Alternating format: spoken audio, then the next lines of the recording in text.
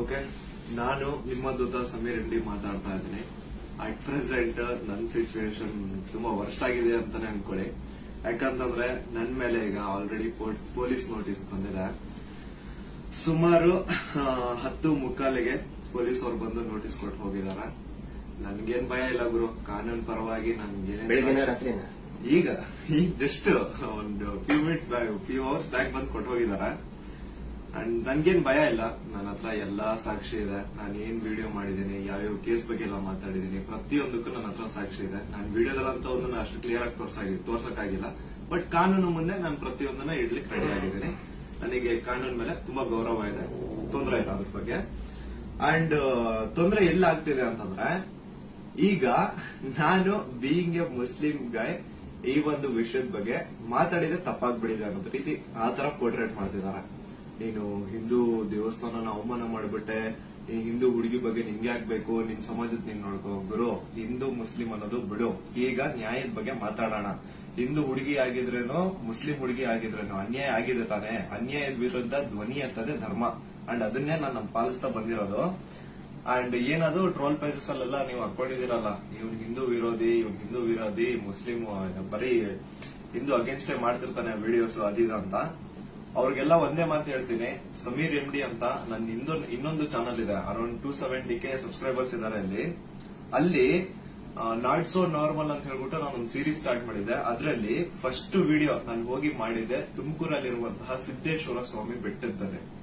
ಅಲ್ಲಿ ಹೋಗಿ ಸಿದ್ದೇಶ್ವರ ಸ್ವಾಮಿ ಮುಂದೆ ಕೈ ಜೋಡಿಸಿದ್ದು ಈ ಒಂದು ಮುಸ್ಲಿಂ ಮಗಾನೆ. ಅದಾದ್ಮೇಲೆ ತುಮಕೂರಲ್ಲಿರುವಂತಹ ಸಿದ್ದರ ಬೆಟ್ಟಕ್ಕೆ ಹೋಗಿ ಅಲ್ಲಿರುವಂತಹ ಸಿದ್ದೇಶ್ವರ ಸ್ವಾಮಿ ಮುಂದೆ ಕೈ ಜೋಡಿಸಿ ಪ್ರಾರ್ಥನೆ ಮಾಡಿದ್ದು ಈ ನಿಮ್ಮ ಮುಸ್ಲಿಂ ಹುಡುಗಾನೆ. ಅಶ್ವತ್ಥಾಮ ಬಗ್ಗೆ, ಮಹಾಭಾರತದ ಕಥೆಗಳ ಬಗ್ಗೆ ವಿಡಿಯೋ ಮಾಡಿದ್ದು ಈ ಒಂದು ಮುಸ್ಲಿಂ ಹುಡುಗಾನೆ.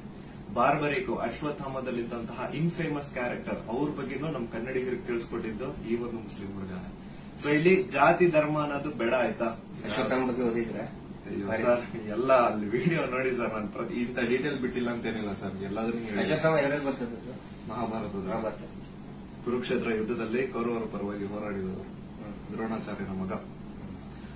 ಸೊ ನೋಡಿ, ನಾನು ಹಿಂದೂ ವಿರೋಧಿ ಅಂತ ಖಂಡಿತ ಅಲ್ಲ. ಹಿಂದೂ ವಿರೋಧಿ ಆಗಿದ್ರೆ ಒಂದು ಹಿಂದೂ ಹುಡುಗಿ ಜೊತೆ ಆಗಿರುವಂತಹ ಅನ್ಯಾಯದ ಬಗ್ಗೆ ನಾನು ಯಾಕೆ ಗುರು ಧ್ವನಿ ಎತ್ತುತ್ತೇನೆ? ನ್ಯಾಯದ ಬಗ್ಗೆ ಮಾತಾಡೋಣ ಅಷ್ಟೇ, ಅದೇ ನಮ್ ಧರ್ಮ.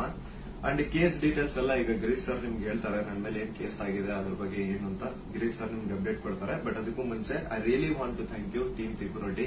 ಯಾಕಂತಂದ್ರೆ ನಾನು ಅಟ್ ಒನ್ ಪಾಯಿಂಟ್ ನಾನು ಕಂಪ್ಲೀಟ್ ಬ್ರೇಕ್ ಆಗ್ಬಿಟ್ಟಿದ್ದೆ. ಲೈಕ್ ಏನ್ ಗುರು, ನನ್ ತಪ್ಪು ಮಾಡ್ಬಿಟ್ಟು ನನ್ ನಿಜ ಕಣ್ಣೀರ್ ಬರೋದೊಂದು ಬಾಕಿ ಇತ್ತು. ಅಂತ ಟೈಮಲ್ಲಿ ತಿಮುರೊಡ್ಡಿ ಆಗಿರ್ಲಿ ಅಥವಾ ಸೌಜನ್ಯ ಪರ ಹೋರಾಟಗಾರರು, ಸೌಜನ್ಯ ಶಕ್ತಿ, ಇವರೆಲ್ಲರೂ ನನಗೆ ಸಪೋರ್ಟ್ ಕೊಟ್ಟು ಇವಾಗ ತುಂಬಾ ಧೈರ್ಯ ಕೊಟ್ಟಿದ್ದಾರೆ. ಇದ್ರ ಬಗ್ಗೆ ಧ್ವನಿ ಎತ್ತಲಿಕ್ಕೆ ನಂಗೆ ತುಂಬಾ ಸಪೋರ್ಟ್ ಮಾಡಿದ್ದಾರೆ. ಸೊ ಇವರೆಲ್ಲರಿಗೂ ನಾನು ಚಿರಋಣಿ ಆಗಿರ್ತೇನೆ.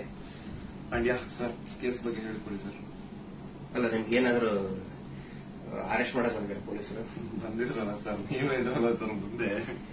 ಸೀದಾ ಎಂತ ಕೋಇನ್ಸಿಡೆನ್ಸ್ ನೋಡಿ, ಗಿರೀಶ್ ಸರ್ ನಮ್ ಮನೆಗ್ ಬಂದ್ರು. ನಾನು ಹೇಳ್ದೆ, ಸರ್ ನನ್ ಕೈಲಿ ಆಗ್ತಿಲ್ಲ, ನನ್ಗೆ ಹೆವಿ ಥ್ರೆಡ್ ಕಾಲ್ಸ್ ಬರ್ತಿದಾವೆ, ನೀವು ಪ್ಲೀಸ್ ಬನ್ನಿ ನಮ್ಮ ಮನೆಗೆ ಅಂತ ಹೇಳ್ಬಿಟ್ಟು ಅವ್ರಿಗೆ ಲೊಕೇಶನ್ ಕಳಿಸಿ ಇವ್ರು ಬಂದ್ರು ಅಂತ ನೀರ್ ಕುಡಿತಾ ಒಂದ್ 10 ಮಿನಿಟ್ಸ್ ಮಾತಾಡ್ತಾ ಕೂತಿದೀವಿ. ಅಷ್ಟರಲ್ಲೇ ಡೋರ್ ಓಪನ್ ಮಾಡಿದ್ದೆ, ಬ್ಯಾಂಗ್ ಅಂತ ಪೊಲೀಸ್ ಅವ್ರ ಮನೆ ಒಳಗಡೆ ಎಂಟ್ರಿ. ಏನು ಅಂದ್ರೆ ಏನ್ ಹೇಳ್ತಾನೆ ಇಲ್ಲ, ಎದಕ್ ಬಂದ್ರು ಏನಂತ ಹೇಳ್ತಾನೆ ಇಲ್ಲ. ಆಮೇಲೆ ಗಿರೀಶ್ ಸರ್ ಅವ್ರ ಜೊತೆ ಎಲ್ಲ ಮಾತಾಡಿದ್ರು. ಲೀಗಲ್ ಆಗಿ ಅವ್ರೇನ್ ಮಾತಾಡಿದಾರೆ ಅಂತ ಅವರೇ ಹೇಳ್ತಾರೆ, ಕೇಳಿ. ಇವತ್ತು ಏನಾಗ್ತಾ ಇದೆ, ಸಮೀರ್ ಮಾತಾಡ್ಬೇಕಾದ್ರೆ ಯಾರದೇ ಒಬ್ಬರ ಹೆಸರು ತಗೊಂಡು ಮಾತಾಡಲಿಲ್ಲ. ಮಾತಾಡಿದ್ದೆಲ್ಲವನ್ನು ಕೂಡ ಆಧಾರ ಇಟ್ಕೊಂಡೇನೆ ಸಮೀರು ಮಾತಾಡಿದ್ದು. ಅದು ಯಾರ ಬಗ್ಗೆ? ಯಾರೋ ದೇವರ ಬಗ್ಗೆ ಮಾತಾಡಿದ್ನ, ಅಥವಾ ಮಸೀದಿಯ ಬಗ್ಗೆ ವಿವಾದ ಹುಟ್ಟಾಕಿ, ದೇವಸ್ಥಾನದ ಬಗ್ಗೆ ವಿವಾದ ಹುಟ್ಟಾಕಿ ಮಾತಾಡಿದ್ನ? ಇಲ್ಲ. ಸೌಜನ್ಯ ಅನ್ನೋದು ನಮ್ಮ ಎಲ್ಲರ ಮನೆ ಮಗಳವಳು. ಯಾವ ರೀತಿ ನಿರ್ಭಯ ಮತ್ತು ಈ ಅತ್ಯಾಚಾರದ ಪ್ರಕರಣದಲ್ಲಿ ಒಳಗಾಗ್ತಾರೆ, ಅವ್ರೆಲ್ಲರೂ ಕೂಡ ನಾವು ನಮ್ಮ ಮಗಳಂತ ತಿಳ್ಕೊಳ್ತೀವಿ. ಆದರೆ ಯಾರು ಹಿಂದೂ ಮುಸ್ಲಿಂ ಅಂತ ಹೇಳಿ ವಿನಾಕಾರಣ ಒಂದು ಹುಟ್ಟು ಹಾಕ್ತಾ ಇದಾರಲ್ಲ, ಅವರಿಗೆ ಅವ್ರು ಮಾಡೇನೇ ಇಲ್ಲ ಅಂತ ಹೇಳಿದ್ರೆ ಇದೆಲ್ಲ ಯಾಕೆ ಮಾಡ್ಬೇಕು? ಆ ನಂತರ ಸಂತೋಷ್ ರಾವ್ ಎಷ್ಟು ದೊಡ್ಡವನೇನು?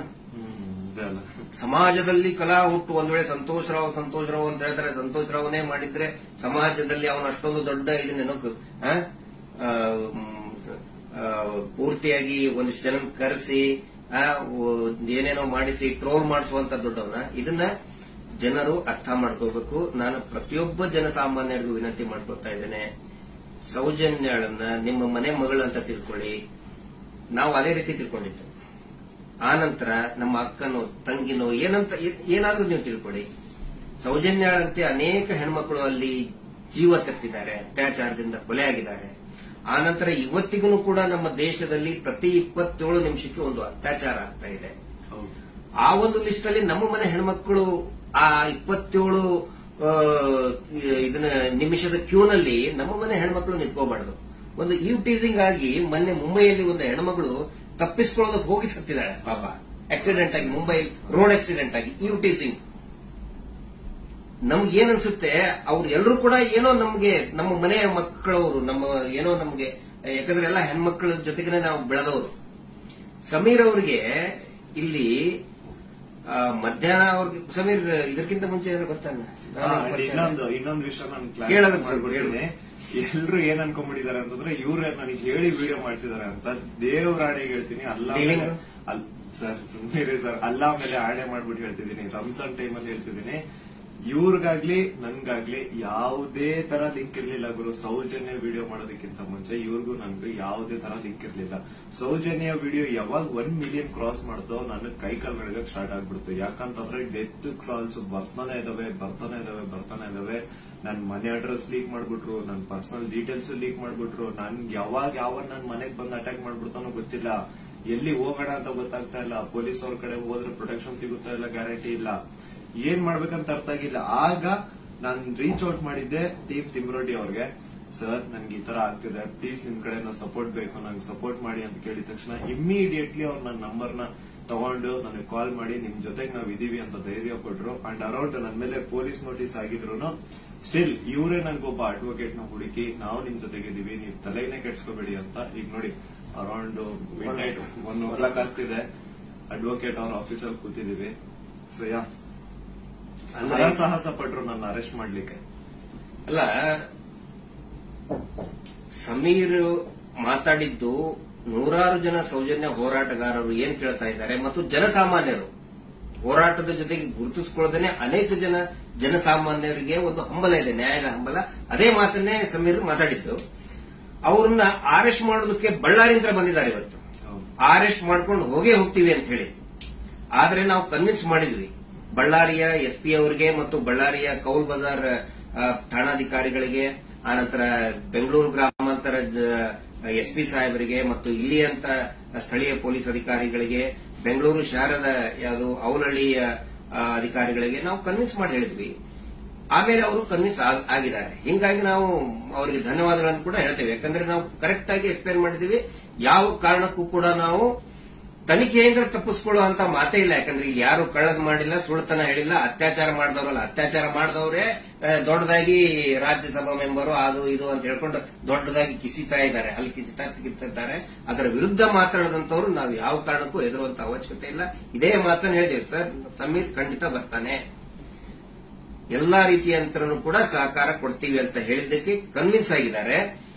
ನಮ್ಮ ಉದ್ದೇಶ ಏನಂದ್ರೆ ಇದರಿಂದ ಇವರು ಮಾಡ್ತಾ ಇದಾರಲ್ಲ, ಏನೋ ಹಿಂದೂ ಮುಸ್ಲಿಂ ಅಂತ ಮಾಡ್ತಾ ಇದಾರಲ್ಲ, ಈ ನಮ್ಮ ರಾಜ್ಯದಲ್ಲಿ ಕಲಹ ಆಗಬಾರದು. ಅತ್ಯಾಚಾರ ಪ್ರಕರಣದ ಹೋರಾಟ, ಸೌಜನ್ಯ ಹೋರಾಟ, ಎಲ್ಲಾ ಧರ್ಮಗಳನ್ನು ನಾವು ಸೇರಿಸ್ತಾ ಇದೀವಿ. ಎಲ್ಲಾ ಜಾತಿ ಪಂಥಗಳನ್ನ ಮತಗಳನ್ನ ಸೇರಿಸುವಂತ ಕೆಲಸ ನಾವು ಮಾಡ್ತಾ ಇದೀವಿ. ಆದ್ರೆ ಇವರು ಡಿವೈಡ್ ಮಾಡ್ತಾ ಇದ್ದಾರೆ. ಯಾಕಂತ ಹೇಳಿದ್ರೆ ನೋಡಿ, ಸಮೀರ್ ಈ ಹೆಸರನ್ನೇ ಹೇಳಿಲ್ಲ. ಹಾಗಿದ್ರೆ ಎಷ್ಟೋ ಜನಕ್ಕೆ ಸಮೀರ್ ಡೌಟ್ ಇತ್ತು, ಯಾರು ಮಾಡಿದ್ದಾರೆ, ಇವ್ರು ಹೌದೋ ಅಲ್ಲೋ. ಈ ಧರ್ಮೋದ್ಯಮಿಗಳು ಕುಟುಂಬ, ದೊಡ್ಡ ಪ್ರಭಾವಿಗಳ ಕುಟುಂಬ, ಅವ್ರ ಬಗ್ಗೆ ಗೌರವ ಇತ್ತು. ಇವತ್ತು ಯಾವಾಗ ನಿಮ್ಮ ವಿರುದ್ಧ ಇಡೀ ಪೂರ್ತಿಯಾಗಿ ಇವರು ಕೆಟ್ಟದಾಗಿ ಕೆಲವು ಜನ ಟ್ರೋಲ್ ಮಾಡಕ್ ಸ್ಟಾರ್ಟ್ ಮಾಡಿದ್ರು, ಎಲ್ಲರಿಗೂ ಕನ್ಫರ್ಮ್ ಆಯ್ತು ಇವರೇ ಮಾಡಿದ್ದು, ನಾವೇ ಮಾಡಿದೀವಿ ಅಂತ ಅವರೇ ಬಟ್ಟೆ ಬಿಚ್ಕೊಳ್ತಾ ಇದ್ದಾರೆ. ನಾವು ಸೌಜನ್ಯ ಬೆತ್ತಲೆ ಮಾಡ್ತಾಳ ಅಂತ ಹೇಳಿದ್ರೆ ಇವರೇ ಬೆತ್ತಲೆಯಾಗಿ ಹೋಗ್ತಾ ಇದ್ದಾರೆ. ಇದು ಜನರ ಗಮನದಲ್ಲಿರಲಿ. ನಾನು ಒಂದೇ ಒಂದು ವಿನಂತಿ ಮಾಡ್ಕೊಳ್ತಾ ಇದ್ದೀನಿ, ದಯವಿಟ್ಟು ಯಾರು ಕೂಡ ಏನೋ ಆಗ್ಬಿಡ್ತದೆ ಇವರಿಗೆ ಅಂತ ಹೇಳ್ಕೊಂಡು ಆತಂಕಕ್ಕೊಳಗಾಗಿ ಹಿಂದೂ ಮುಸ್ಲಿಂ ಅಂತ ಡಿವೈಡ್ ಆಗಬೇಡಿ. ಆನಂತರ ಗಲಭೆ ಸೃಷ್ಟಿಯಾಗೋದು, ಇದರಿಂದ ಶಾಂತಿ ಹಾಳಾಗೋದು ಖಂಡಿತ ಬೇಡ. ದಯವಿಟ್ಟು ಈ ರಾಜ್ಯದ ಒಂದು ಶಾಂತಿಯನ್ನ ಕಾಪಾಡಿ. ಎಲ್ಲಾ ಧರ್ಮದಲ್ಲಿಯೂ ಯಾವ ಧರ್ಮದಲ್ಲಿನೂ ಹೇಳಿಲ್ರಿ, ಅತ್ಯಾಚಾರ ಮಾಡೋದನ್ನು ಬೆಂಬಲಿಸಿ ಅಂತ ಯಾವ ಧರ್ಮದಲ್ಲಿಯೂ ಹೇಳಿಲ್ಲ, ಯಾವ ದೇವರು ಕೂಡ ಹೇಳಿಲ್ಲ. ಆನಂತರ ಇವರು ದೇವಸ್ಥಾನದ ಬಗ್ಗೆ ಮಾತಾಡಿದ್ದು ದಟ್ ಇಸ್ ದ ಫ್ಯಾಕ್ಟ್. ಅದು ದೇವಸ್ಥಾನದ್ದು ಜೈನ್ ಟೆಂಪಲ್ ಬಗ್ಗೆ ಅಂತ ಏನ್ ಹೇಳ್ತಾರಲ್ಲ, ದಟ್ ಇಸ್ ದ ಫ್ಯಾಕ್ಟ್. ಅದನ್ನ ಸಮೀರ್ ಹೇಳ್ತಾ ಇಲ್ಲ, ಅಥವಾ ನಾವು ಹೇಳ್ತಾ ಇಲ್ಲ, ಮಹೇಶ್ ಶೆಟ್ಟಿ ತಿಮ್ಮರುಡಿ ಅವರು ಬರ್ಕೊಟ್ಟಿದ್ದು ಹೇಳ್ತಾ ಇಲ್ಲ. ಸುಪ್ರೀಂ ಕೋರ್ಟ್ ನಲ್ಲಿ ಇದೇ ಕುಟುಂಬದವರು, ಇದೇ ವೀರೇಂದ್ರ ಜೈನ್ ಕುಟುಂಬದವರು ಸುಪ್ರೀಂ ಕೋರ್ಟ್ ನಲ್ಲಿ ಬರೆದು ಕೊಟ್ಟಿದ್ದಾರೆ, ಅಫಿಡವಿಟ್ ಮೂಲಕ ಬರೆದು ಕೊಟ್ಟಿದ್ದಾರೆ, ಅದು ಹಿಂದೂ ದೇವಸ್ಥಾನ ಅಲ್ಲ ಅಂತ. ಅದಕ್ಕೂ ಕೂಡ ಯಾರು ಇದನ್ನಲ್ಲ. ಆದ್ರೆ ಇವರು ಯಾವಾಗ ಅತ್ಯಾಚಾರ ಪ್ರಕರಣಗಳನ್ನ ನಾವು ಪ್ರಶ್ನೆ ಮಾಡಕ್ ಪ್ರಾರಂಭ ಮಾಡಿದೀವಿ, ಅವಾಗ ಹಿಂದೂ ದೇವಸ್ಥಾನಕ್ಕೆ ಅಪಮಾನ ಮಾಡ್ತಾ ಇದಾರಲ್ಲ, ಅದು ನಮ್ಗೆ ಬೇಜಾರಾಗೋದು, ಅದು ನಮಗೆ ಬೇಜಾರಾಗ್ತಾ ಇದೆ. ಆ ಒಂದು ಮಂಜುನಾಥ ಸ್ವಾಮಿಯ ದೇವಸ್ಥಾನವನ್ನೇ ಪೂರ್ತಿ ಇದು ದೇವಸ್ಥಾನನೇ ಅಲ್ಲ ಅಂತ ಸುಪ್ರೀಂ ಕೋರ್ಟ್ ನಲ್ಲಿ ಬರೆದಿದ್ದಾರೆ. ಅದಕ್ಕೆ ಸಮೀರ್ ನೀವು ತಲೆ ಕೆಡಿಸ್ಕೋಬೇಡಿ. ಏನೇನು ನೀವು ಮಾತಾಡಿದಿರಿ ಪ್ರತಿಯೊಂದಕ್ಕೂ ಕೂಡ ದಾಖಲೆ ಇದೆ. ಯಾವುದು ಕೂಡ ಊಹಾಪೋಹ ಮಾಡ್ಕೊಂಡಂತದ್ದಲ್ಲ. ನನಗೂ ಕೂಡ ಸಮೀರ್ ಯಾವ ರೀತಿ ನನ್ನ ಮಹೇಶ್ ಶೆಟ್ಟಿ ತಿಮ್ಮರುಡಿ ಅವರಿಗೆ ಸೌಜನ್ಯ ಪರಿಚಯ ಮಾಡಿದ್ಲು, ಯಾವ ರೀತಿ ಸೌಜನ್ಯ ಕುಟುಂಬಕ್ಕೆ ಪರಿಚಯ ಮಾಡಿದ್ಲು, ಈ ಒಂದು ಹೋರಾಟ ನಮ್ಮೆಲ್ಲರನ್ನು ಕೂಡ ಒಗ್ಗೂಡಿಸ್ತಾ ಇದೆ. ಎಲ್ಲಾ ಧರ್ಮಗಳನ್ನು ಕೂಡ ಒಂದು ಮಾಡ್ತಾ ಇದೆ, ಎಲ್ಲಾ ಧರ್ಮದ ಜನಸಾಮಾನ್ಯರನ್ನ ಒಂದು ಮಾಡ್ತಾ ಇದೆ. ಬಹಳ ಖುಷಿಯಾಗಿದ್ದು ನನಗೆ. ಇಡೀ ರಾಜ್ಯದ ಜನ ಬಹುಶಃ ಈ ಒಂದು ಏನಂತಾರೆ ಅದಕ್ಕೆ ಸುನಾಮಿ ರೀತಿ ಒಳಗಡೆ. And especially very thanks to all troll pages. ನಮ್ಮನ್ನ ಕೆಟ್ಟದಾಗ ಟ್ರೋಲ್ ಮಾಡೋರು ಒಂದು 5% ಇರ್ಬೋದಷ್ಟೇ, ಆದ್ರೆ 95% ಎಲ್ಲಾ ಇನ್ಸ್ಟಾಗ್ರಾಮ್ ಅಲ್ಲಿ ಇರುವಂತಹ ಟ್ರೋಲ್ ಪೇಜಸ್ ನಮ್ ಸಪೋರ್ಟ್ ಇದ್ದಾರೆ. ಅವರಿಂದನೇ ಈ ಒಂದು ಕೇಸ್ ಇಷ್ಟೊಂದು ಜನರ ಮುಂದೆ ಬರ್ತಾ ಇರೋದು. So hats off to you ಎಲ್ಲಾ ಟ್ರೋಲ್ ಪೇಜಸ್ ಅವ್ರಿಗೂ ನನ್ನ ಕಡೆಯಿಂದ ಒಂದು ದೊಡ್ಡ ನಮಸ್ಕಾರ ಅನ್ಕೊಂಬಿಡಿ. ನಿಮ್ಮಿಂದಾನೇ ಈ ಒಂದು ಕೇಸ್ಗೆ ಇಷ್ಟೊಂದು ಪಬ್ಲಿಕ್ ಅಟೆನ್ಷನ್ ಸಿಕ್ಕಿರೋದು. Thank you so much. And ಎಲ್ಲಾ ಕನ್ನಡ ಈ ಕಮ್ಯುನಿಟಿನ ಯೂಟ್ಯೂಬರ್ಸ್ ಯಾರೆಲ್ಲ ಇದ್ರ ಬಗ್ಗೆ ವಿಡಿಯೋಸ್ ಮಾಡಿದ್ರೆ, ಯಾರೆಲ್ಲ ನನ್ನ ಪರವಾಗಿ ವಿಡಿಯೋಸ್ ಮಾಡಿದ್ರೆ, ನಾನು ಎಲ್ಲರೂ ವಿಡಿಯೋಸ್ ನ ನೋಡಿದ್ದೀನಿ. ತುಂಬಾ ಖುಷಿ ಆಯ್ತು. ಎಲ್ಲರೂ ಇದೇ ತರ ಸಪೋರ್ಟ್ ಮಾಡಿ ಅಂಡ್ ಎಲ್ಲರೂ ನಮ್ ಜೊತೆಗಿರಿ.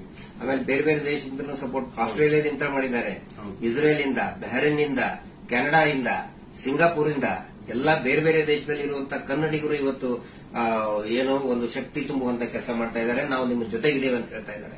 ಅಂದ್ರೆ ಅವ್ರೇನು ಬೇರೆ ಬೇರೆ ಕಂಟ್ರಿಯಿಂದ ನನಗೆ ಫಂಡ್ಸ್ ಕೊಡೋದು ಅಂತದಲ್ಲ ಸ್ವಾಮಿ. ಅವ್ರ ಮಾತಲ್ಲಿ ನನಗೆ ಧೈರ್ಯ ಕೊಟ್ಟಿರೋದು ನಿಮ್ ಜೊತೆ ನಾವಿದ್ದೀವಿ, ನೀವು ಮಾತಾಡಿ ಅಂತ. ಡೀಲಿಂಗ್ ಅಂದ್ರೆ ಆಯ್ತಲ್ಲ ನಮ್ದು ನಿಮ್ದು ಡೀಲಿಂಗ್ ಅಂತ ಹೇಳ್ತಾ ಇದ್ದಾರೆ. ಅಲ್ಲ, ಅವರೇ ದುಡ್ಡು ಹಿಡ್ಕೊಂಡು ಅಡ್ಡಾಡ್ತಾ ಇದ್ದಾರೆ ನಮ್ಮಿಂದ. ಮಹೇಶ್ ಶೆಟ್ಟರ್ ಹಿಂದೆ 12 ವರ್ಷದಿಂದ ದುಡ್ಡು ಹಿಡ್ಕೊಂಡು ಅಡ್ಡಾಡ್ತಾ ಇದ್ದಾರೆ. ಕೇರ್ ಮಾಡ್ತಾ ಇಲ್ಲ. ನನ್ನ ಹಿಂದೆ 1.5 ವರ್ಷ ಆಯ್ತು ಅದನ್ನ ಮಾಡ್ತೇವೆ ಇದನ್ನ ಮಾಡ್ತೇವೆ ಅಂತ ಹೇಳ್ಕೊಂಡು ಯಾರು ಕೇರ್ ಮಾಡಿಲ್ಲ. ದಯವಿಟ್ಟು ನೋಡಿ, ನನ್ನನ್ನ ಏನಾದ್ರು ಪೊಲೀಸ್ ಅವ್ರು ಅರೆಸ್ಟ್ ಮಾಡ್ಕೊಂಡು ಹೋಗಿದ್ರೆ ಲಾಯರ್ ಕೊಡೋ ಫೀಸ್ ಕೊಡೋಕ್ ದುಡ್ಡು ಸಹ ನಮ್ಮ ಹತ್ರ ಇಲ್ಲಪ್ಪ. ಯಾರೇ ಸೌಜನ್ಯ ಪರವಾಗಿ ಮಾತಾಡ್ತಾರೆ ಅವ್ರಿಗೆ ಏನೇ ಆದ್ರೂ ಕೂಡ ಅದು ನಮ್ಮ ಜವಾಬ್ದಾರಿ. ಮಹೇಶ್ ಶೆಟ್ಟಿ ತಿಮ್ಮರುಡಿ ಅವರು ಇವತ್ತಿಗೂ ಬಹುಶಃ ಇನ್ನೂ ಅವ್ರು ಮಲಗಿರ್ಲಿಕ್ಕಿಲ್ಲ. ನಾವು ಮುಂದೆ ಎಲ್ಲರನ್ನೂ ಮಲಗಿಸೇ ಮಲಗೋದವರು. ನಮ್ಮ ಜವಾಬ್ದಾರಿ. ಆನಂತರ ನಮ್ಮೆಲ್ಲರನ್ನು ಕೂಡ ಆ ದೇವಿ ಸೌಜನ್ಯ ಶಕ್ತಿ ಅನ್ನೋದು ಕಾಯ್ತಾ ಇದೆ. ಆ ಒಂದು ಆಲ್ ಮೈಟಿ ಒಂದು ದೇವರು ಏನಿದ್ದಾನೆ ನಮ್ಮೆಲ್ಲರನ್ನು ಕೂಡ ಕಾಯ್ತಾ ಇದ್ದಾನೆ. ಆ ದೇವರೇ ನಮ್ಮೆಲ್ಲರನ್ನು ಕೂಡ ಒಂದ್ ಮಾಡ್ತಾ ಇದ್ದಾನೆ. ಇದು ಜನಸಾಮಾನ್ಯನ ಹೋರಾಟ. It is a fight of common man. ಯಾವಾಗ ನಾವು ಜನಸಾಮಾನ್ಯರು ಒಂದಾಗ್ತೀವಿ ರಿಸಲ್ಟ್ ಬಂದೇ ಬರ್ತದೆ. ಪ್ರತಿಯೊಬ್ಬರು ಹೇಳ್ತಾ ಇದ್ದಾರೆ ನನಗೆ, ಪ್ರತಿಯೊಬ್ಬರು ಸರ್ ರಿಸಲ್ಟ್ ಬಂದೇ ಬರ್ತದೆ, ಇದು ಅಂತ್ಯ ಆಗ್ತಾ ಇದೆ ಅಂತೇಳಿ ಪ್ರತಿಯೊಬ್ಬರು ಹೇಳ್ತಾ ಇದ್ದಾರೆ. ಮಂಜುನಾಥ ಸ್ವಾಮಿನ ಅವ್ರು ಕಂಡು ಬಿಟ್ಟಿದ್ದಾರೆ. ರಿಯಲ್ ಆರೋಪಿ ಯಾರು ಅಂತ ಅವರು ಹೊರ ಹಾಕ್ತಾರೆ. ಅವರೇ ಎಲ್ಲ ತಂದು ಇಡ್ತಾರೆ ಮುಂದೆ. ಸ್ವಲ್ಪ ತಾಳ್ಮೆ ಇರ್ಬೇಕಷ್ಟೇ. ಅದು ಅದರದ್ದು ರೂಪ ಅದ್ರ ಪಡ್ಕೊಳ್ತದೆ. ಆನಂತರ ಇಲ್ಲಿ ಸಮೀರ್ ಅವ್ರ ಜೊತೆಗೆ ಅವರ ತಾಯಿ ಮತ್ತು ಅವರ ಅಕ್ಕ ನೋಡಿ, ನನ್ನ ತಾಯಿಗೂ ಕೂಡ ನನ್ನ ಬಗ್ಗೆ ಒಂದು ಎಷ್ಟೋ ಕಾಳಜಿ ಇರ್ತದೆ. ಅವರು ಇತ್ತ ಏನಾದ್ರು ಆದ್ರೆ ಫೋನ್ ಮಾಡಿ ಹೇಳ್ತಾ ಇರ್ತಕ್ಕಂಥ ತಾಯಿ. ನಾನಿವತ್ತು ಅವ್ರ ಮನೆಗೆ ಹೋಗಿ ನೋಡಿದ್ದು. ಪಾಪ ಅವರ ಅಕ್ಕ ಎಷ್ಟು ಭಯಾನಕ ಒಂದು ಇದರಲ್ಲಿದ್ದಾರೆ ಅಂತ ಹೇಳಿದ್ರೆ ಅವ್ರ ತಾಯಿ ಅಳ್ತಾ ಇದ್ದಾರೆ. ನನ್ನ ಮಗ ಏನ್ ತಪ್ಪು ಮಾಡಿದ ಸರ್, ಒಂದು ಮಗುಗೆ ನ್ಯಾಯ ಕೇಳಿದ ನನ್ನ ಮಗ, ಹಿಂಗಾಗಿ ನಮ್ಮನ್ನ ಏನೇನೋ ಕೆಟ್ಟದಾಗಿ ಬೈತಾ ಇದ್ದಾರೆ, ಏನ್ ತಪ್ಪು ಮಾಡಿದ ಅಂತ ಒಬ್ಬ ತಾಯಿ ಕೇಳ್ತಾ ಇದ್ದಾರೆ. ಅದಕ್ಕೆ ನಾನು ಅವ್ರಿಗೆ ಎಕ್ಸಾಂಪಲ್, ನನ್ನ ಪೊಲೀಸರು ಆ 24 ವರ್ಷದ ಹಿಂದೆ ಅರೆಸ್ಟ್ ಮಾಡಿಕೊಂಡು ನನ್ನ ಮನೆಗೆ ಬಂದಾಗಿಂದ ಉದಾಹರಣೆ ಕೊಟ್ಟೆ. ಅವಾಗ ಸಾವಿರಾರು ಲಕ್ಷಾಂತರ ಜನ ನಮ್ಮ ಬೆಂಬಲಕ್ಕೆ ನಿಂತ್ಕೊಂಡ್ರು.